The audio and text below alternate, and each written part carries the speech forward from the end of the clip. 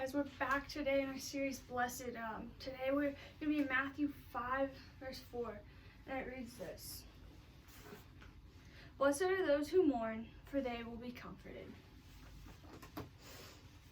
In this series we've been going through different ways that we've been blessed, and starting last week with the Beatitudes and the different promises that God's made. And I think it's just great to know that we'll go through trials and tribulations, but God will be there, and God has a plan for us, and that's kind of just what we're looking for. And even when life is hard, God's got a plan, and we're so blessed to have that. And that's just really what this series is all about, is it's knowing that God has a plan for us. So blessed are those who mourn, for they will be comforted. See, we live in a society today that promotes happiness at any cost.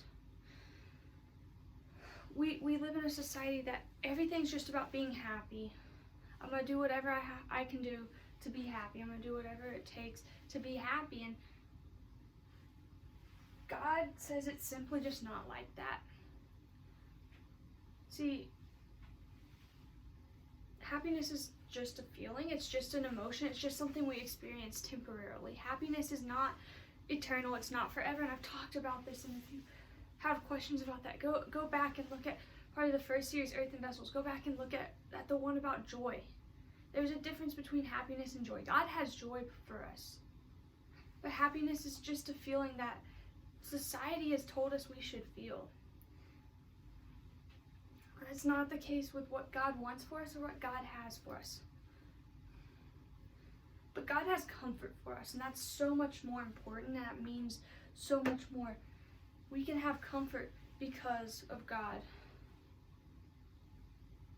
And in 2 Corinthians 1:4, it says, who comforts us in all our troubles, so that we can comfort those in any trouble with the comfort we ourselves receive from God.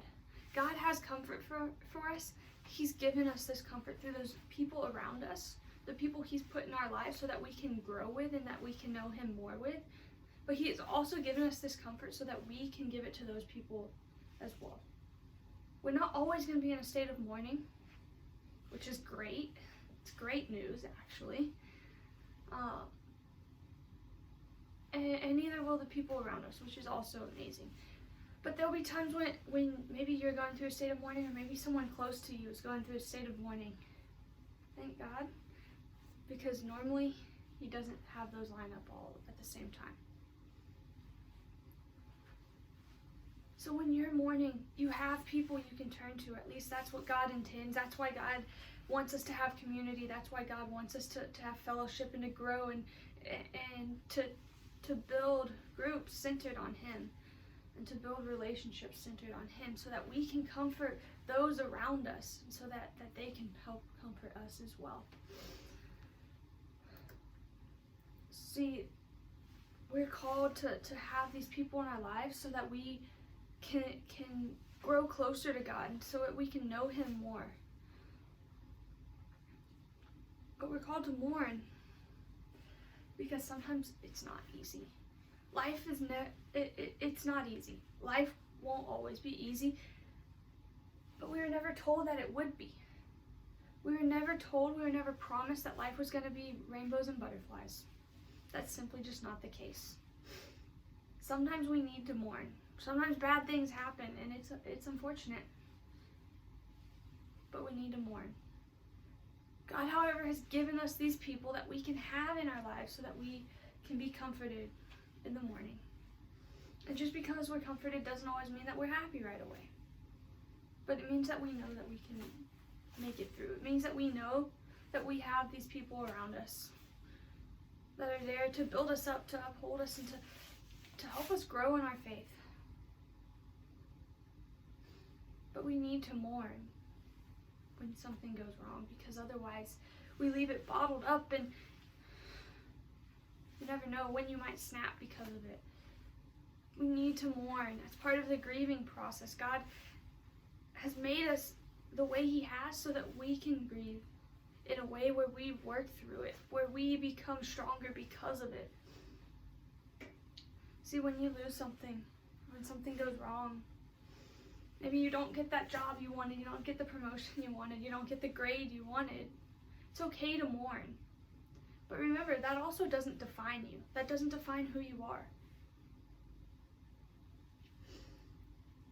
But when you don't get what you thought you had planned, it's okay to mourn. It's okay to be upset. It's okay to be angry. But that's just temporary. Just as happiness is, those emotions are just temporary. Mourning will just be temporary. But God will comfort you forever. And remember, God has given us these people so that we can go through mourning with, but also so that we can celebrate with.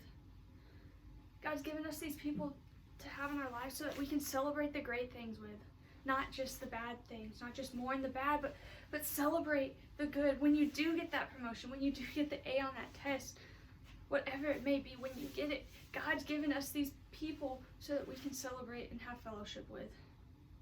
God's given us these people to build us up, to make us stronger, to give us hope. And it's through these people that we can find comfort, God-given comfort. Because God's got a plan for our lives and He's going to use it. God wants us to be strong in Him.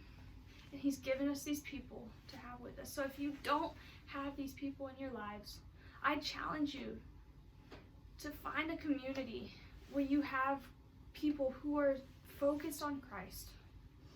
God's blessed me in that way. He's given me people who it's not just something that they do every time we meet. It's a lifestyle for them.